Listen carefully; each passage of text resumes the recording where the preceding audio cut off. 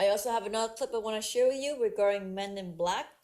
It's going to expose to you the cabal's plan so you know what kind of plans, what their playbook is like, and what Project Bluebeam is about. There's some people in my audience that know what Project Bluebeam is about, but many probably don't know. So I'm going to share you this clip so you are informed on their playbook and what Project Bluebeam is and how advanced their technology is. My name is Joseph Spencer. From May 1970 to October 1997, I served the United States government as a top secret operative, but not in a category that is commonly known or understood. I was known as a man in black. Following 7 years acting as a counterintelligence agent for the CIA, I was recruited for a new assignment that entailed working within above top secret operations. I was aware of the black budget projects, but never knew the context of them due to their high level of secrecy. Even the president was denied access to their inner workings. Annually, billions of dollars are poured into black projects, which operate without any supervision or intrusion.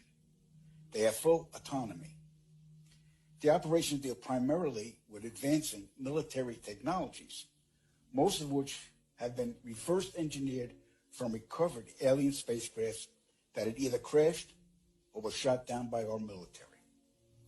The public, sadly, will never, ever have knowledge of these operations. This transition in my life happened in 1970. The senior black project director was William T. Latham, who had worked under CIA Executive Director Richard Schlesinger. Latham stated that I was the perfect candidate for my new position. I was a foster child, and I had no connections to existing relatives. I had no friends or social life. It was easy for them to erase my past and provide me with a new identity. I gave myself to them as a priest would to his God. But first, my mind had to be erased. I was injected with various forms of mind-altering drugs, LSD, heroin, mescaline, morphine, sodium pentothal, and more. Drug-induced hypnosis followed with antegrade and retrograde amnesia. The goal was to program me to do two things: kill and forget. After 9 months of programming, I had become a man in black. What I later discovered was that not all the men in black were human. About a third were alien hybrids. Their distinctive feature was the absence of whites in their eyes, giving the impression of empty eye sockets. This unsettled me, and it took months to adjust to the reality of alien integration. My assignments largely dealt with UFO sightings and crash sites.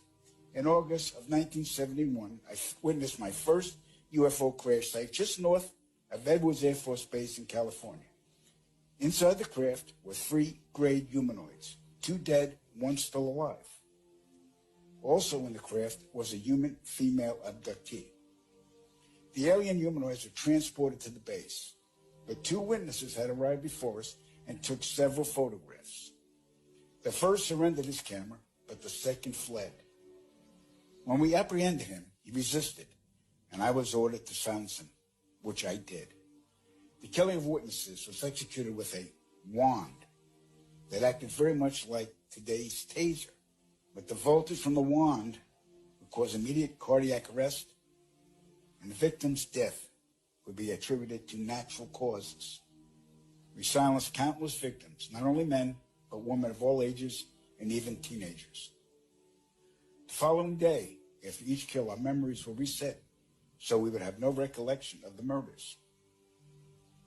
A good majority of the victims were ufologists and whistleblowers. Among the ufologists I personally silenced were Paul William Cooper, Milton Vigay, Claude Monroe, Anthony Vargas, and noted documentarian Samantha Willis. When my wand malfunctioned with Samantha, I resorted to strangulation. She fought for her life for almost 2 minutes. In recalling this act, I stared into her pleading eyes for the entire duration with absolutely no remorse, guilt, or feelings. That was how effective the mind conditioning was. And it's her face that haunts my dreams more than anyone's to this day. So they stuffed out a documentarian. Yep. Well, that's not good to hear. Yeah. All right, we're going to move on. In 1954, Dwight Eisenhower signed what's known as the Granada Treaty with the alien gray race. In exchange for shared alien technologies, the Greys were allowed to abduct a number of humans annually for medical examination. The Greys also demanded anonymity from the public. A short time later, human technology took a giant leap forward with circuit chips, fiber optics, and lasers. The Granada Treaty is still active today, but the number of human abductions has increased, despite objections from the world governments. Now, the really interesting part. Every year, at least 8 million children go missing in the world. I can attest that 1/3 of them are abducted by government operatives and transported to any one of the 1,477 underground military installations on the planet, then imprisoned for the remainder of their lives. The children are subjected to biological and genetic experiments, dissections, and mutilations performed not by human scientists, but an alien gray species. During my stay at the Vanguard Underground Base north of Phoenix, Arizona, I witnessed many of these procedures. Because there was no form of anesthesia administered to the young patients, the halls reverberated with the screams of tortured children from morning to night. The ones that perished were incinerated in the installation's crematoriums. My point of contact at this base was Lieutenant Colonel Charles T. Leninger, and he was a human-alien hybrid. And get ready for this. In 1994, the World Population Summit in Cairo, Egypt, had 160 nations participate, where they all agreed that the human population was out of control and must be stopped because the world is running out of resources. An agreement was formed that would mandate the reduction of humans from 6 billion to 800 million by the year 2030. This meant finding a method or methods to wipe out nearly 95% of the population. Solutions were discovered, investigated, tested, then created, and have been in full force since. The procedures have been inflicted onto the human race are as follows. 1.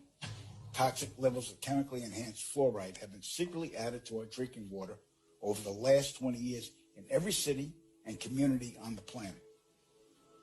I personally oversaw the delivery of fluoride barrels to Denver, Chicago, Tampa, and Minneapolis water departments. The adverse effects of fluoride poisoning to the human body are numerous and debilitating. The effects to children is damage to their neurological development, among other serious ailments. 2. Man-made viruses and diseases. The AIDS virus, which was a designer byproduct of the American Disease Institute, was distributed through vaccines to the public in 1980. Instituted as a preliminary population control tactic, the results were successful and led to more lab-produced viruses that have since been unleashed onto the public. Among those is the development of a mutated version of the common flu to replicate the 1918 influenza pandemic that killed 40 million people. The first strain of this new flu virus will be released to the public in late 2017. So if we see a flu outbreak in the late 2017 or early 2018 that's killing people, we'll know this is true. Right. 3. Killing us from the air with neurotoxins, barium chloride, cancer microbes, and viruses by way of chemtrails. Released into the skies daily over all inhabited regions by military aircrafts. The effects of these toxins are severe and over time lethal, causing respiratory ailments, cancer, damage to the immune systems, and sterilization in men. Since the chemtrail plan was implemented, sperm count in men has dropped nearly 50%. If this isn't reversed soon, the human race will face early extinction. Now the grand finale. This is some scary shit. In March 1997, an event known as the Phoenix Lights became the most infamous UFO sighting in history. A mile-wide vessel, clearly not man-made, flew slowly and silently over the state of Arizona and was witnessed by 10,000 people, including the governor of Arizona. To date, there has been no reasonable explanation. But for every witness interviewed, the craft was as real as anything they'd ever seen. Their lives were transformed. They now believe that we truly are not alone. However, there is another truth, for I know what they really saw. In 1986, while stationed at an underground installation near Boulder, Colorado, I was introduced to Project Skybeam by Lieutenant General Andrew Garris. I was then led down a corridor and into a large hangar where a stealth bomber hovered only 20 feet above me. I stood there confused. Then Garris looked over at me and smiled, then asked if I was certain of what I was seeing. I replied, of course. What else could it be? I was then shocked to find out that this wasn't a real craft. It was a projected hologram. Since the early 1950s, scientists have been developing holographic technology, and over the years improved it to a state that we can only imagine. As I stood there staring at the bomber, which looked so absolutely real and solid that I could reach up and touch it, I contemplated the possibilities. What if this projection was 1,000 feet up in the sky? How would anyone know that that was an illusion? The Phoenix Lights craft, witnessed by 10,000 people, was the first grand-scale skybeam test upon the public. It succeeded beyond expectations. In October 1938, Orson Welles unleashed his War of the Worlds radio broadcast to the American public. It was so realistically portrayed, vast portions of the population went into panic. Terrified citizens scrambled to evacuate their cities in droves. America had been easily tricked by very simple means. To amplify this response, those who are truly in power, not only our country, but all the countries on the planet, and who are the true purveyors of the depopulation process, have formulated the final stage of their sinister plan. In the year 2024, a global event will alter the course of mankind's future. The world will stand witness to a massive alien invasion. Thousands of projected holographic alien warships will blanket the skies, sending people into a global panic. Real military crafts within the holograms will inflict actual damage to the surrounding areas to sell the gimmick. And as a result of the ensuing human chaos, a one-world government will immediately form without any resistance from the people. They will be the new world order. Once this happens, we as a people will be doomed to enslavement and accelerated depopulation. With that said, the only hope for human salvation is to acquire and spread the knowledge of these activities and agendas. Resist, retaliate, then conquer this imposing enemy. The time is now, as humanity is rapidly approaching its final days.